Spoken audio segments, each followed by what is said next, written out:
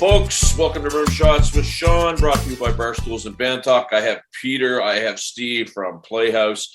Gentlemen, we were wrapping up the last segment. We were talking about, what it takes to do it. You can't poke at it with a stick. You got to be all in. One of the things that caught my eye was that video for the song that you guys sent us. And I want you to tell us, or, the viewers a little bit about that. That was a pro video that would stand up, I think, in any era. I really liked it. Tell us about that. You talking about the storm? Yeah. The animated one? It's the one that you sent me. I mean, you catch me a little off guard. It was super pro. There was a lot of black and white. There was a girl that was in it. It might be crazy or it might be turn it up louder, but the black and white one is definitely crazy, right? Yeah, it's crazy. Okay. Yeah. That song was written 2017. Well, let me interrupt just for a second, Peter, while you're telling this story. So you guys have that many videos that you've done? There's a handful, yeah. Okay. So let's talk about that for a second, because I saw one, which caught my eye. You guys have multiples, which means, again, you're not poking at it with a stick, right? You guys are all in, you're doing it. So just talk a little bit about that, because you have a complete package that you presented to the label when you guys were trying to get signed. Okay, well, I mean, all of us are very ambitious, like all five of us. So everything has a plan, everything has a destination, everything has a reason. So we made a record. We made videos to the record. When the record came out, we didn't want to shop it because we wanted to get our feet wet again. But we knew second time around, which is the new record, we would shop it and we'd have all the ammunition we needed to get this deal with RFL or any record company, but we're happy with it. We're RFL. I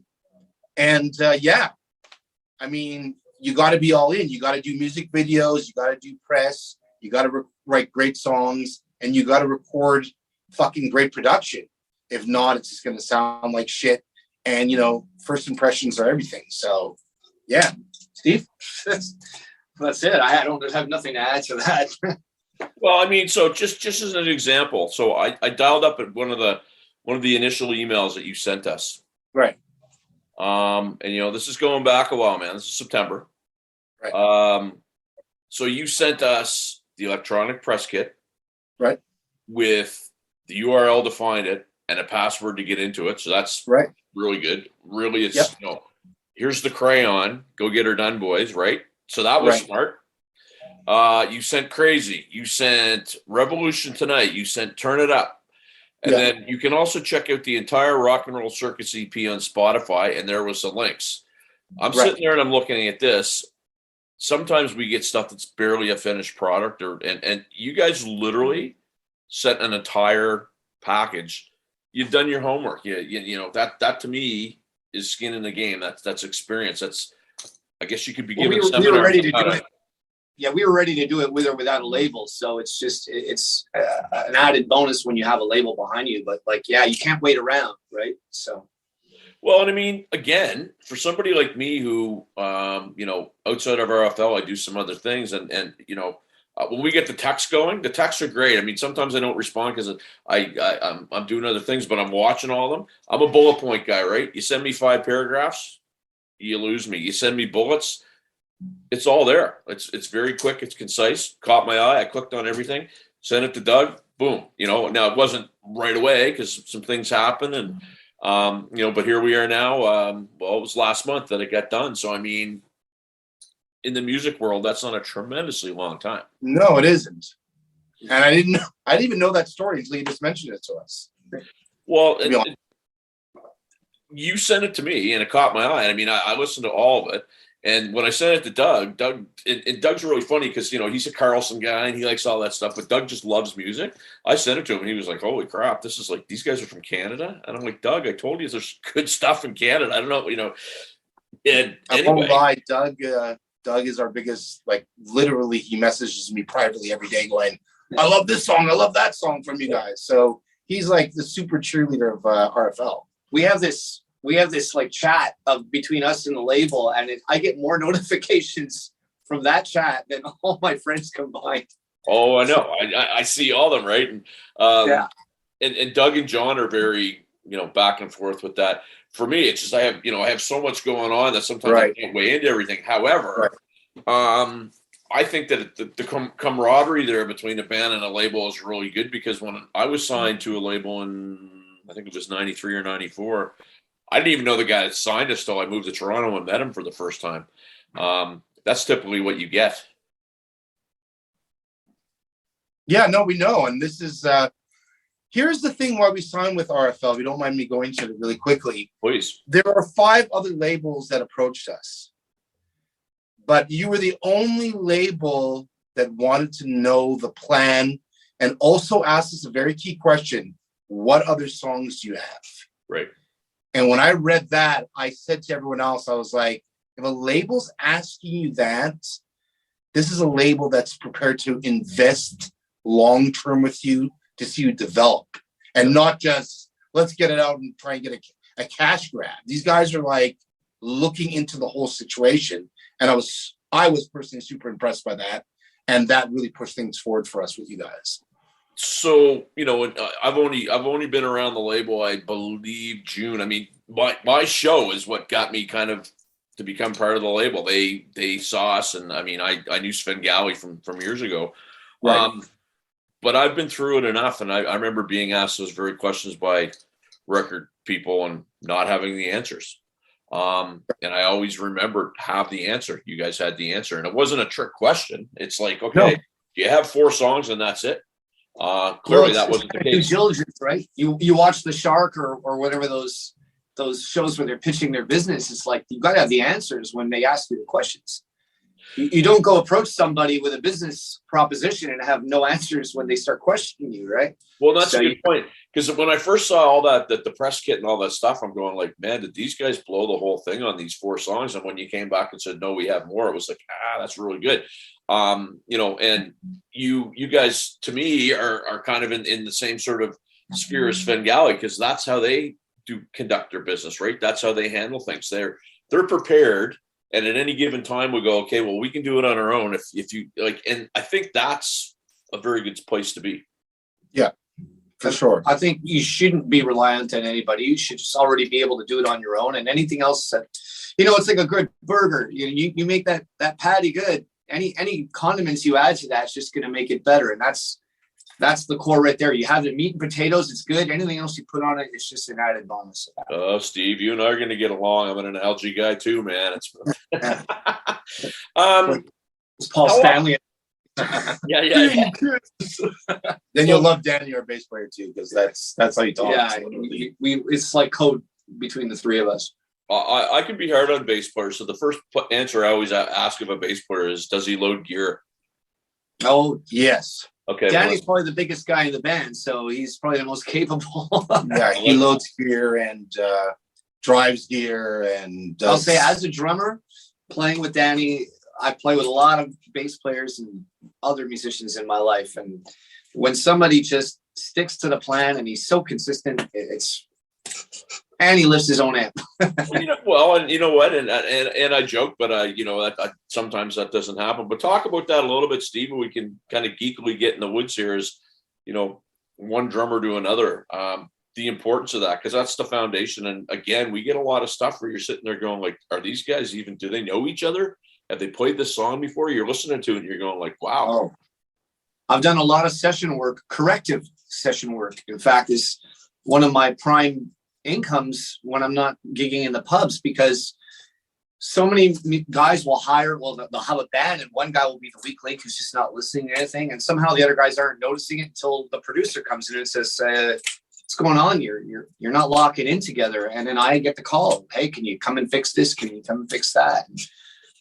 Kevin Jardine called me for more than 3 sessions in the last couple of months just on that alone. So yeah, I see a lot of that. And I was a sound man in the bar, and I would see that they're not listening to each other. I mean, a lot of musicians, they want the attention, but they're not focused on making the whole thing better. It's not about you.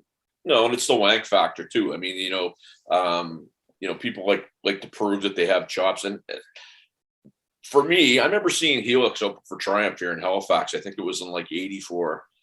Yeah, I was on the Montreal show. Right. We're actually talking about it yesterday. Well, and so I remember Greg Fitz. He was always a drummer that I liked, but everything on the albums was so simple. When I saw him live, he really busted out, and he became this guy that was just like, wow, like he has chops that you don't hear. But it was really neat how he wanted the end product on the record. The subtlety of throwing him in, and only a drummer would notice, while the audience is like, "Why does it sound so weird?" For me, that was AJ Perro. I was watching him at Heavy MTL on the side of the stage, and that guy was just unbelievable. I posted the other day, one of my favorite albums of all time is "You Can't Stop Rock and Roll," like life changing, right? I commented on that. Yeah. So I guess, and I asked you before we started recording, here in Halifax, things are opening up. We have, our capacities back. They're coming out. They're not coming out in droves. I mean, the bars are busy. It's been good. How's it been in Montreal in terms of people getting back out there? Well, the arena last night had a lot of people in it. The bars that I'm playing in, like I play about 5 nights a week in the pubs. And I think, people, the first reopening, they were a little hesitant. They came out slamming for like a day or two, and then they were like, they kind of like it fizzled fast. And then there was like the hint of, new waves and all that. And then when they closed down again, I think it frustrated people beyond another level. So now that bars are reopened, it's just crazy some nights. And we just had St. Patrick's, which was just madness. So, and Sean, the venue we're playing fits 300 people, and so far we've pre-sold 220 tickets. And I think it's going to be pretty close to sold out. So I think people want to they're over this, man. They want to get out and rock and roll. Yeah, that's what we're finding too. I mean, I did a show on Saturday, and really good crowd. You know what? And if you guys get out this way, we'll get you in there, because it's a bar. It's called Monty's, and it's a throwback to big sound, right, big lights, big room, right? But what's the scene like there in Montreal? Because I mean, I played there before, but I remember it being maybe a little eclectic, a little cliquey. Is it still that way? Quebec's different than the rest of Canada. We like a lot of like thrash metal and punk, like really heavy, normally fast, heavy stuff, and progressive music a lot. Our genre of rock is not really the forte here in Montreal, and so the fact that we're even getting the attention that we are here is kind of special. Like it's cool that whoever does like it here seems to be gravitating towards us as a result. So yeah, you're right about the clickiness, and you're right about Toronto's clicky too, though, in its own way. It's just a different genre of music. But Sean, like anything, if you don't put in the work, if you don't advertise, if you don't push people, if you don't give them a product that they want to see. Yeah. Like, I mean, you're not going to come to a show and the band's just standing there. You're not coming back, right? We don't do that. Yeah. We're in the same jar. We think of Kiss. We scale it down about 10 points, and then financially, but we give a show. But even at that, like this band pumps a lot of money into. We have our own sound man. We bring a light guy to the shows, and we put a lot into the show. Yeah, so you see a show, and it's not just a bunch of guys standing there. We dress up. It looks like a rock show, man. Well, I mean, it's like we rehearse this ahead of time, because a friend of mine talks about, why do you want to go and see a band at a bar? And the band looks like the 5 guys that were sitting next to you eating wings before they started playing, right? Exactly. I had this debate with a guy I played a show with in Quebec City. After the show, we're in the room, and he's showing me this video of a band I don't want to mention. And I'm just like, these guys just look like roadies. Like, I could walk, they look like jocks, in fact. I could play ball with one of these guys, not even know he owns a guitar. And he goes, well, that's why I identify with it, because he was kind of a nondescript looking guy too. And that's all great. But like, when you're putting on a rock show, the second word in that sentence is show. Put on a show. I ran into Nicky Six on Sherbrooke Street years ago, and I noticed him because he stuck out like a sore thumb. And you go to a show to be entertained by somebody who is on another level. Like when you go to movies, you go to see Schwarzenegger or whoever, one of these great, action film stars, because it's kind of like a superhero. You want to be like them. You don't want to just be like, well, he looks like me, so I identify with him. I don't want to see Superman fighting crime like in a plaid shirt. Exactly.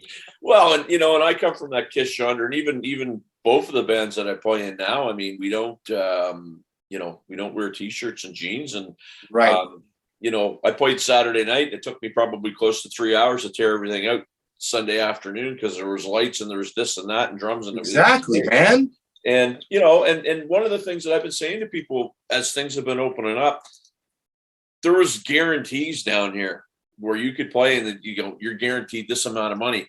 And I don't want to say it made people lazy, but now some people are like, oh, well, it's too much work to promote. It's like, hey, right now you got to do the work. And if you're not doing the work, you're not going to get the shows. Exactly. And we refuse to play to empty houses. Like, that's the worst, man, especially the show we're giving. We don't want to see fucking 10 people in the audience, So you got to put in the work, man. To all the young bands, put in the fucking work. Absolutely. So we're wrapping up segment 2 here. We know the album's coming out. Where are the people that are watching this going to find? I know where you're going to find you guys on RFL Records. We're really excited about that. But for people watching you for the first time here, where are they going to find Playhouse? Okay, so go to Playhouse Rocks on Facebook, Playhouse Rocks on Instagram. Our website, I think, is Rock with Playhouse. And just go to RFL, man. If you go to RFL Records, it will point you right to us. RFL Records will point you right to Playhouse.